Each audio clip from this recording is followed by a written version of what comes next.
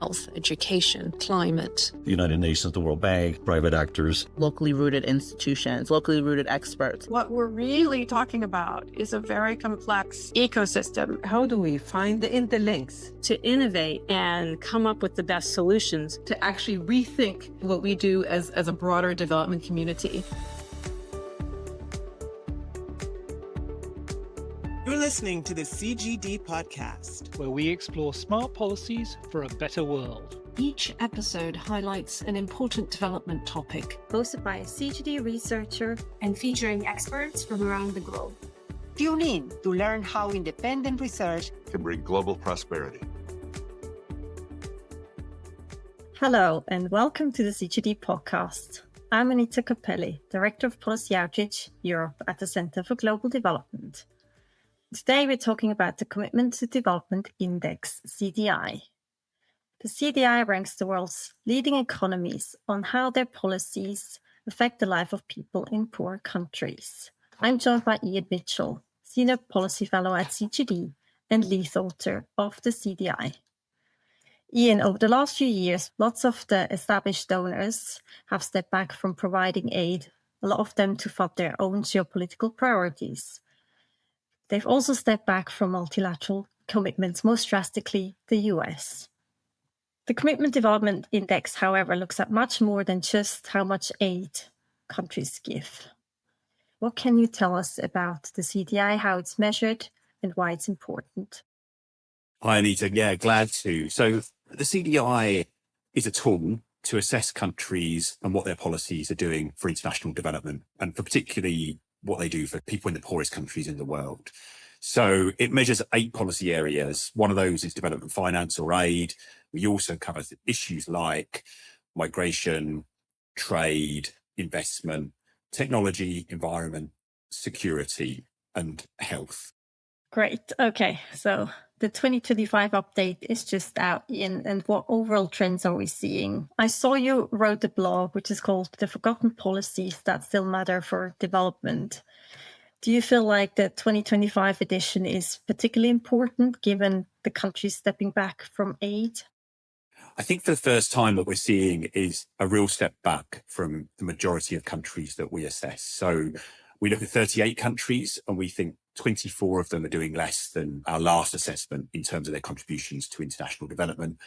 That effect is perhaps strongest among the top 10, where 9 of the countries we assess are doing less on the key indicators. So countries that have previously been development leaders are absolutely stepping back in their contribution. And that's not just in aid, that's across policies from security, trade, and migration and other areas. I think there is a tendency for people that are really interested in development and who care about what happens in poor countries to focus on aid, and understandably, because it can have really big impacts. But I think it does mean that other policies are neglected and that sometimes opportunities are missed to focus on things that could really matter. So in this year's edition, for example, we look at harmful subsidies. So we track agriculture subsidies, which can make it difficult for low-income country farmers. We look at fossil fuel subsidies, which are particularly bad for the climate. And we look at fisheries subsidies, which exacerbate overfishing and are also unhelpful environmentally. So what we see there is a kind of mixed picture. Actually, there was some progress on fishing subsidies in the period since we looked at this last. There was a WTO, World Trade Organization agreement on those. But on fossil fuels, in the period we looked at, partly because of Russia's invasion of Ukraine, there was a big increase in fossil fuel subsidies. And even though energy prices are now coming down, we're not seeing those subsidies come down as quickly as they could.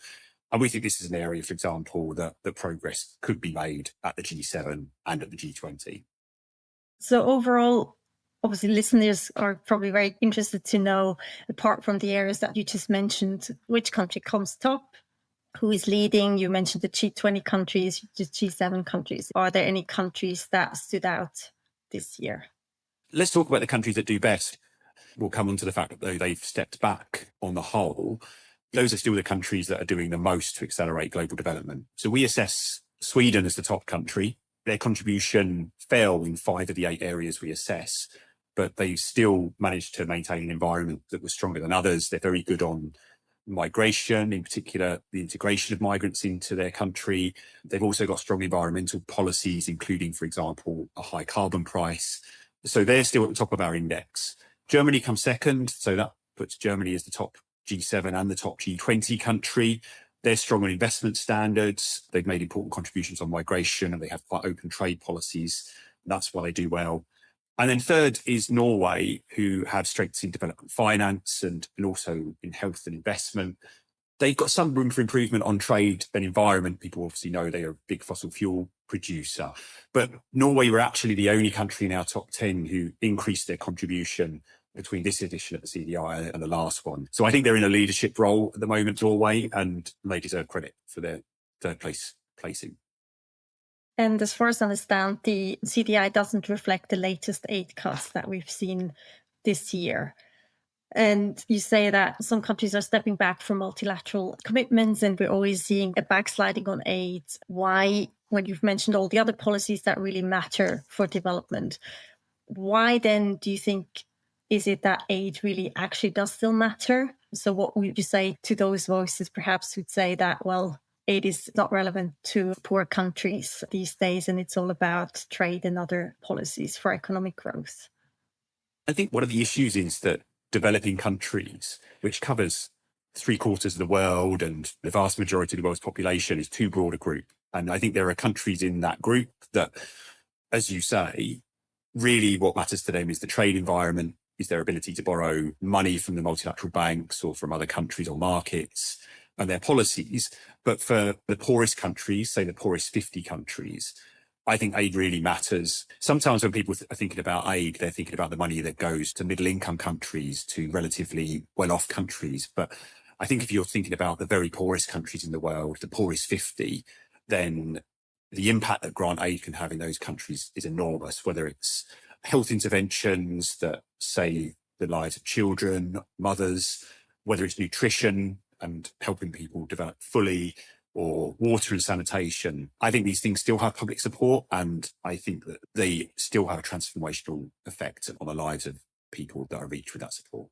They support security as well. I think we're kind of making a false economy, if you like, by cutting those aid budgets now, because in years to come, the impacts that money would have had will not happen, and we'll be in a less safe, less secure world. And a few years back, you started to include a lot of G20 countries in the CDI. Originally, it measured the policies of more of the, let's say, traditional donors, the European donors or the Northern donors. And now we have all the G20 countries in the CDI. Also, a country like South Africa, which is a dual country, so a country that is both on the receiving end of aid and is also providing cooperation. What can the traditional countries learn from these G20 countries like Brazil, also as the co-host, that goes beyond those aid policies you just discussed? We brought these countries in just because their policies matter so much as well to partners. And I would say as a group, that group, especially the middle income countries, they don't provide much in aid. And actually, given some of their income levels, South Africa is a good example. We wouldn't expect South Africa to provide much aid because of the size and the income level of its economy. As you say, it should be a recipient. So where do we see them offering some examples to the other countries? So certainly on climate, India, for example, has emissions that are somewhere around 2 tons of carbon dioxide equivalent per head in India across the 1.4 billion people, whereas in Europe, it's more like 7 tons per head. In Australia and the US and Canada, it's more like 18 to 20 tons per head. So obviously that's partly about where they are in development. But even if you look at their energy mix, they're on a more sustainable pathway than many of the high income countries. I think South Africa are our best scoring middle income country. They've actually performed strongly on migration, partly because of the countries they're next to. They've accepted refugees from those countries, and we give credit where not many of the Northern European countries accept refugees from the conflicts in Africa or outside of Europe. And that's one of the trends we've seen. Obviously, Ukrainian refugees have gone up, but refugees from lower income countries definitely not gone up to the same degree. So that's another area where those countries contribute. It's maybe worth a word on China as well, who are in our index. And we don't actually assess them as performing very strongly, even though, of course, their finance matters hugely. The Belt and Road Initiative is China's flagship international development policy, and it involves a series of financial loans to countries all around the world to improve their ability to trade and develop particularly, of course, with China itself. We find that first, their finance isn't as concessional or grant-based as many countries. And so once you account for that, then the Belt and Road Initiative is not as big as it seems in terms of the face value. And as most people know, I mean, the transparency of China's efforts are really still lacking. It's very difficult to get the detail of the projects and the countries that it's working in. And we think that's important. And so we reward countries that are transparent about those things. What about smaller countries? Listeners might now think, okay, we've talked about China, we've talked about India. What are perhaps some examples of smaller countries who stood out positively that can teach basically lessons to other policymakers about what they can do for poor people in other countries? Any positive surprises that stood out this year? We haven't mentioned Finland, who ranked 4th in the index, and they perform quite well across all of the areas. They're particularly strong on development finance and focusing that where it matters most. We also had some of the biggest movers were kind of smaller countries in the index this year. Luxembourg and Ireland both moved up 4 places in the index, Luxembourg ranking 10th, Ireland ranking 19th. Luxembourg have got really strong development finance. They exceed the ODA target that was agreed at the UN of 0.7% of GNI on official development assistance. And when you look at the quality of that finance as well, we think it's very strong. It's focused in the countries that need it. It's transparent and it supports multilateralism. So they get a lot of credit for that. They improved their peacekeeping contributions this year, which many countries haven't, I guess, because of the other pressures on security elsewhere. Peacekeeping contributions have gone down, which is unfortunate, but Luxembourg have bucked that trend. Ireland as well, they've also improved their migration policies and accepted a larger number of migrants than when we last looked at them. They've also increased a little bit on development finance. We think they could do more on quantity of development finance. Ireland are actually a very high income country now. And so for them to rank 19th, there is still room for improvement. They don't provide a lot of research and development funding, for example, and they've got relatively high emissions per head as well, which might surprise some people. So we're glad to see Ireland moving up the index, and we think there's more they can do. To perhaps take up on this last point, the emissions per head. The emissions per head have been declining in the last few years, which is obviously a very positive trend. However, there's a couple of countries that have increased their emissions, which kind of brings us back to what we said in the beginning with the fossil fuel subsidies. Why do they matter so much to development, and what's something that you feel like would be perhaps a quick win on the environment that countries really can do to do better? I think the emissions finding is really interesting and probably is counter to what most people would expect. The emissions reductions plans are basically disappointing, but actually in the 38 countries we look at, the vast majority of them have reduced their emissions and their emissions per head in the past 2 years. The only problem, I guess, is that those reductions in most countries were outweighed by the increase in emissions in China. In China are at a different point in their development. I think their emissions will be peaking soon. But I think what it demonstrates is you absolutely need the big countries to be reducing their emissions as well. Emissions is kind of an outcome of many policies. I think one of the important ones is the amount of subsidies that countries give to fossil fuels. Many of the countries we're looking at are struggling economically and fiscally. They're looking for budget savings. But globally, we're spending hundreds of billions of dollars on subsidizing fossil fuels. So we're making the climate worse and we're essentially wasting money on those industries. So we've highlighted this as an area of potential improvement. One of the interesting things about this is, whilst it's hard to imagine the current US administration having climate ambition, it's actually not one of the worst offenders on fossil fuel subsidies. So it's quite a small portion of the US budget that's spent on fossil fuel subsidies. So as they take the G20 chair, could there be an alliance where they say, well, look, we don't want to see other countries wasting their money on fossil fuel subsidies.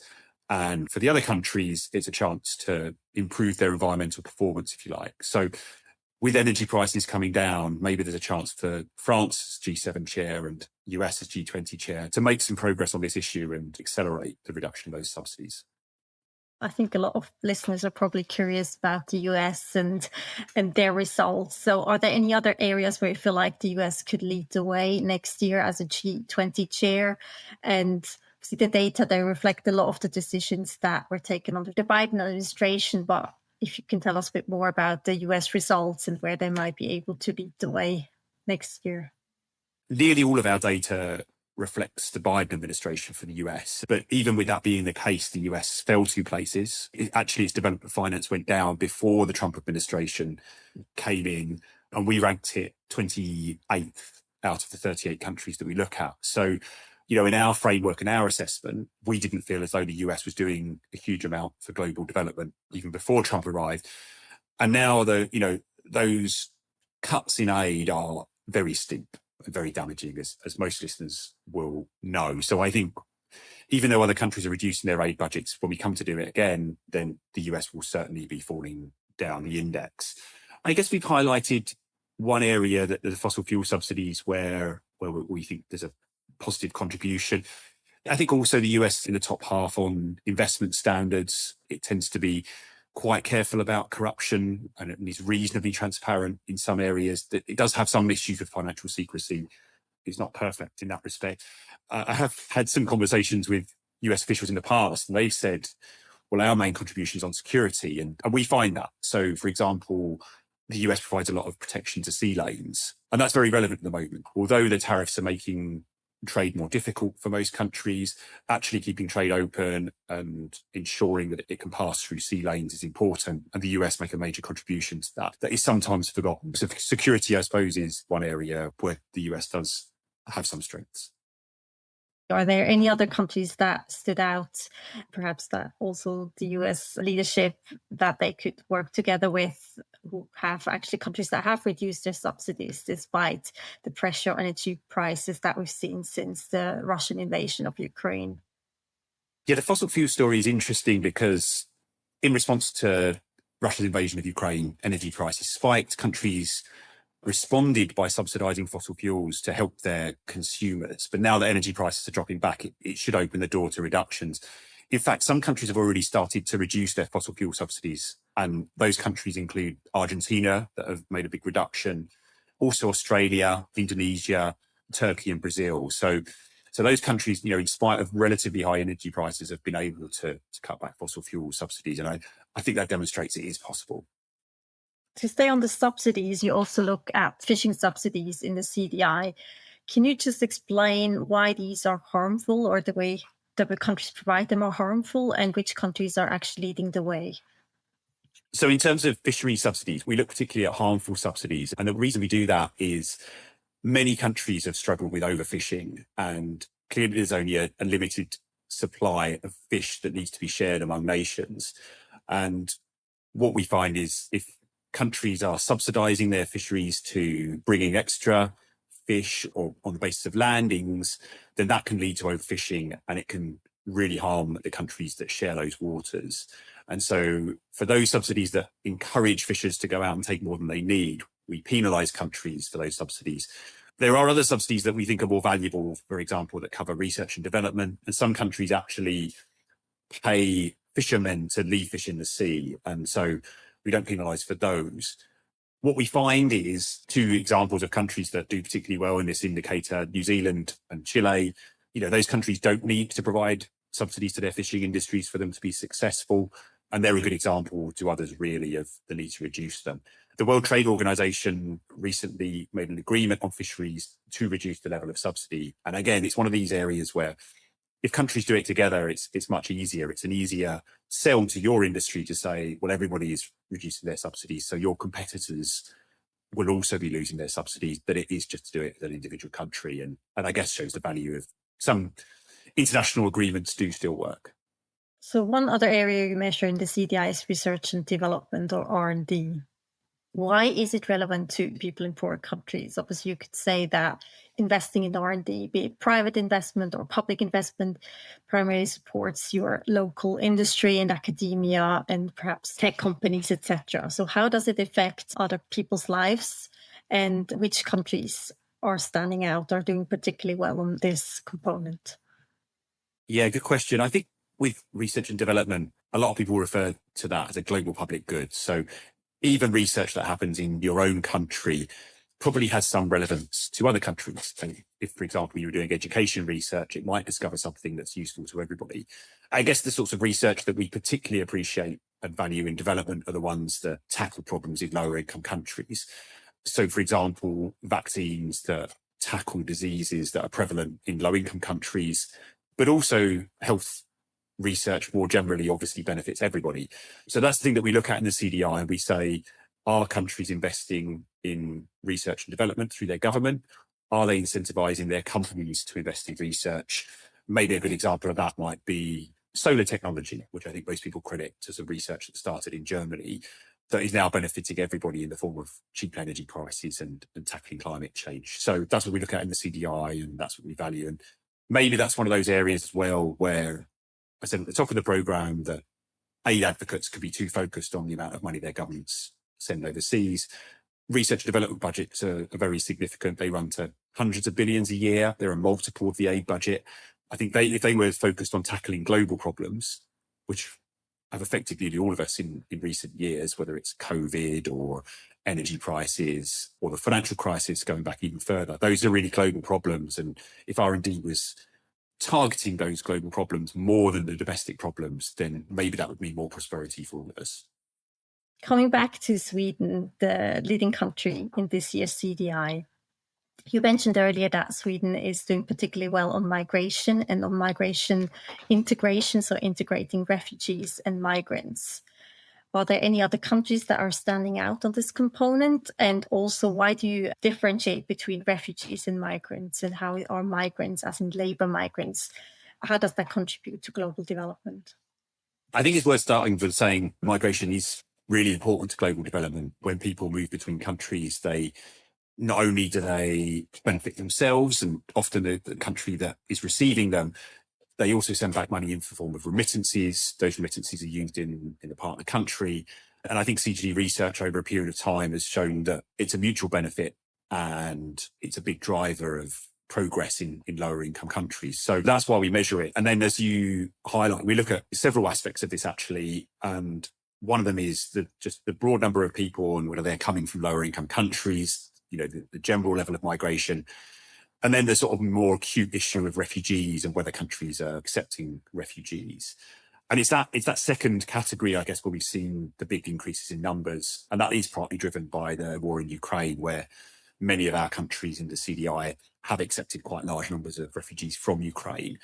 So that has, that's not an improvement in the world in the sense that there are more people fleeing war, but it is an increase in the contribution of those countries. I think also the other thing that we look at is how will countries integrate migrants into their society. And actually, Sweden, who topped the index, score extremely well on that.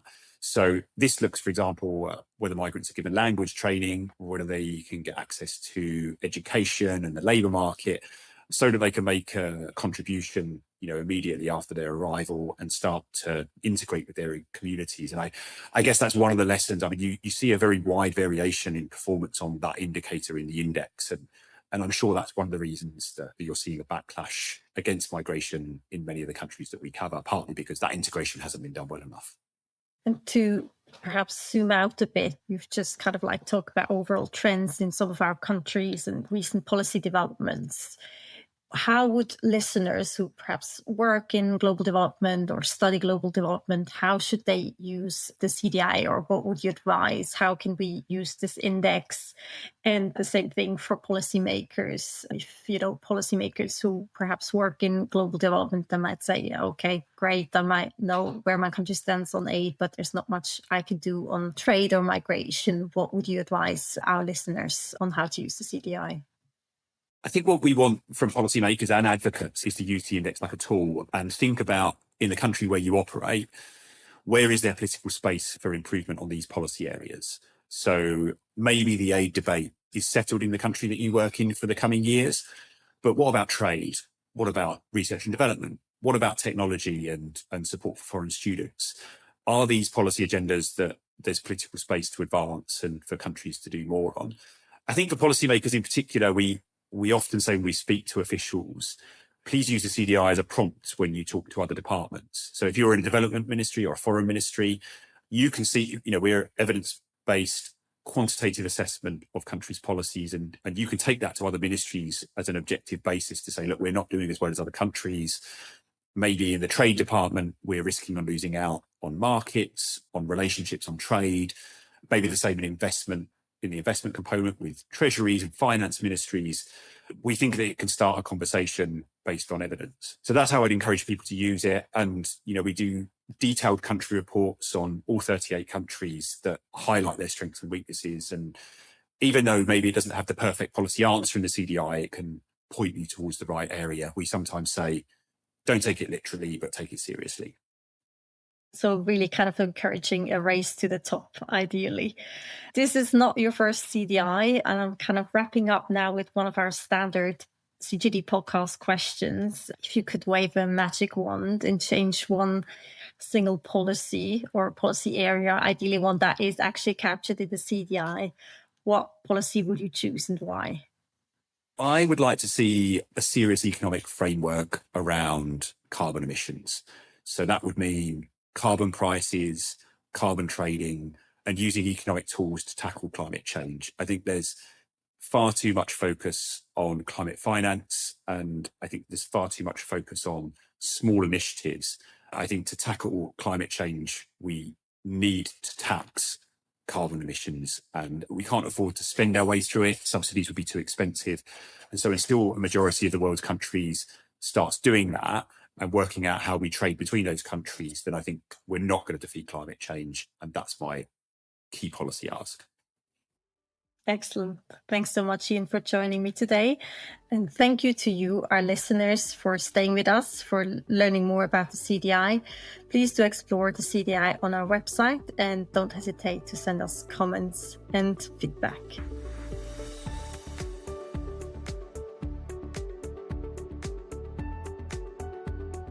Thanks for listening to the CGD podcast. You can learn more about the topics discussed on our website at cgdev.org. At cgdev.org. See you next time.